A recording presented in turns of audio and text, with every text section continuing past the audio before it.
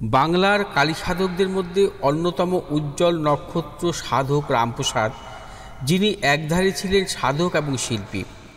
তার সাধন মার্গ ছিল নানা দিক থেকে ব্যতিক্রমী। আজ এই মহান সাধকের মাতৃ সাধনা নিয়ে আলোচনা করব।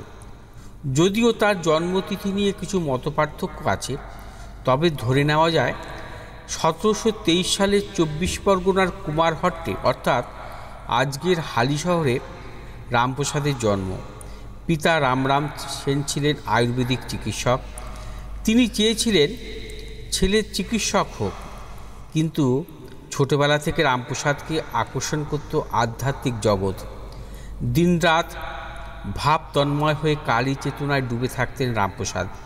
সংসারে তার মন বসত না, বিষয় আশায় নিয়ে ভাবার তার সময় নেই, ইচ্ছেও নেই।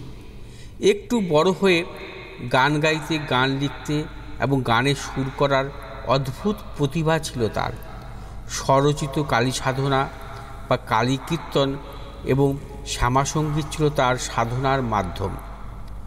বাড়ির ইচ্ছেতে বিবাহ করলেও সেই অর্থে সংসারী হওয়া হয়নি রামপ্রসাদের।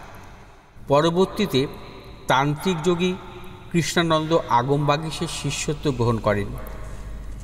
তিনি রামপ্রসাদকে তন্ত্র সাধনা, কালী পুজো পদ্ধতি শিক্ষা দিয়েছিলেন আগমবাগীশ।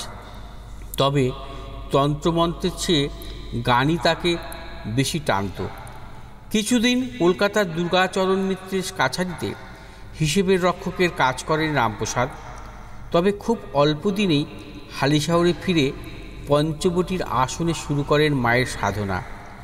নিজের হাতে ছোট্ট এক ছাউনিতে মাতৃ প্রতিমা গড়ে মায়ের ধ্যান, পূজা, হোম যজ্ঞ নিয়ে তার দিন কাটত। মায়ের নাম জপ করত অষ্টপ্রহর। এরই ফাঁকে ফাঁকে শোনাতেন স্বরচিত শ্যামাসঙ্গীত। গান গাইতে গাইতে চোখ দিয়ে নেমে আসত অশ্রু। রামপ্রসাদ রচিত শ্যামাসঙ্গীত মা কালী ভয়ঙ্কর উগ্ররূপিণী দেবী নন, কখনো তিনি মা, কখনো মেয়ে। তার কালী সাধনা ছিল সহজ, সরল এবং আবেগ সর্বস্ব।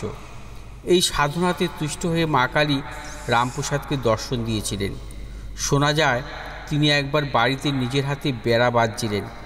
সে সময় কাছেই তার মেয়ে খেলা করছিল। মেয়ের থেকে দড়ি চেয়েছিলেন রামপ্রসাদ। মেয়ে খেলার আনন্দে সেই ডাককে গুরুত্ব দেননি। সেই সময়ে দেবী নিজের হাতে বা তার মেয়ের রূপ ধরে রামপ্রসাদের হাতের বেড়ার দড়ি তুলে দিয়েছিলেন। পরে আসল সত্য উপলব্ধি করেছিলেন রামপ্রসাদ। বুঝেছিলেন তার কালী সাধনা সার্থক হয়েছে। তিনি মা কালীর দেখা পেয়েছেন। কন্যা রূপে মা তাকে দেখা দেন। আসবো আগামীকাল অন্য একটি প্রসঙ্গ।